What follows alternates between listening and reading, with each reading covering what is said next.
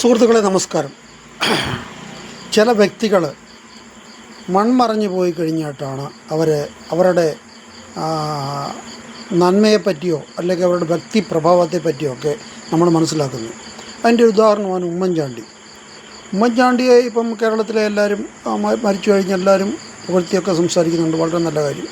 അതുപോലെ VS അച്യുതാനന്ദൻ, ഇവരൊക്കെ മൺമറഞ്ഞു പോയി കഴിഞ്ഞിട്ട്, ഇവർ ജീവിച്ചിരിക്കുമ്പോഴും മൺമറഞ്ഞു പോയി കഴിഞ്ഞിട്ട് അവരുടെ വ്യക്തിപ്രഭാവം ഒന്നുകൂടെ വർദ്ധിച്ചു എന്ന് പറഞ്ഞതിനേക്കാട്ടിലുപരിയായിട്ട് ഒരു വ്യക്തിപ്രഭാവം ഇന്ന് വർദ്ധിച്ചു നിൽക്കുന്ന ഒരാളിൻ്റെ പേരാണ് നമ്മുടെ മുൻ മുഖ്യ തെരഞ്ഞെടുപ്പ് കമ്മീഷണറായിട്ടിരുന്ന TN ശേഷൻ്റെ പേര്.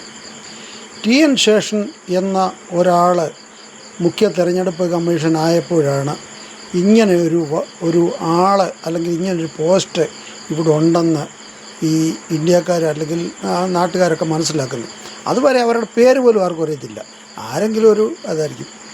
അങ്ങനെയായിരുന്നു. അത് കഴിഞ്ഞ് TN ശേഷൻ പുള്ളിക്കാരന് ചെയ്യാവുന്ന പരമാവധി പുള്ളിയുടെ കഴിവ് ഉപയോഗിച്ച് പുള്ളി ചെയ്തു. പുള്ളിക്കാരനെ പ്രസിഡൻ്റ് സ്ഥാനത്തേക്ക് മത്സരിക്കുകയൊക്കെ ചെയ്തു. എൻ്റെ അഭിപ്രായത്തിൽ പുള്ളി പ്രസിഡൻ്റ് സ്ഥാനത്തേക്ക് ജയിച്ചിരുന്നെങ്കിൽ ഇന്ത്യൻ പ്രസിഡൻറ്റിന് എന്ത് ചെയ്യാനൊക്കെ ഒന്ന് പുള്ളി കാണിച്ചു തരും. അതൊക്കെ പോട്ടെ. ഇപ്പോഴും നമ്മൾ പറയാൻ ഉദ്ദേശിക്കുന്നത്, അത് കഴിഞ്ഞ് പല ഈ TN ശേഷന് ശേഷം വന്നവരെങ്കിലും അവരുടെ കഴിവ് തെളിയിക്കേണ്ടതായിരുന്നു. പക്ഷെങ്കിൽ അവരുടെ ഒന്നും പേര് പോലും നമ്മൾ മറന്നുപോയി. ഇപ്പം പിന്നെ ഒരു പേര് ഓർമ്മ വരികയാണ്. ഇപ്പം ഗ്യാനേഷ് കുമാറിൻ്റെ പേര് ഇപ്പോൾ ഓർക്കാൻ കാരണം, ഈ ഗ്യാനേഷ് കുമാർ ഇന്ന് ഖാർഗെക്കെതിരായിട്ട് ഒരു പരാതിയുടെ ഒരു ഇതെടുത്തു.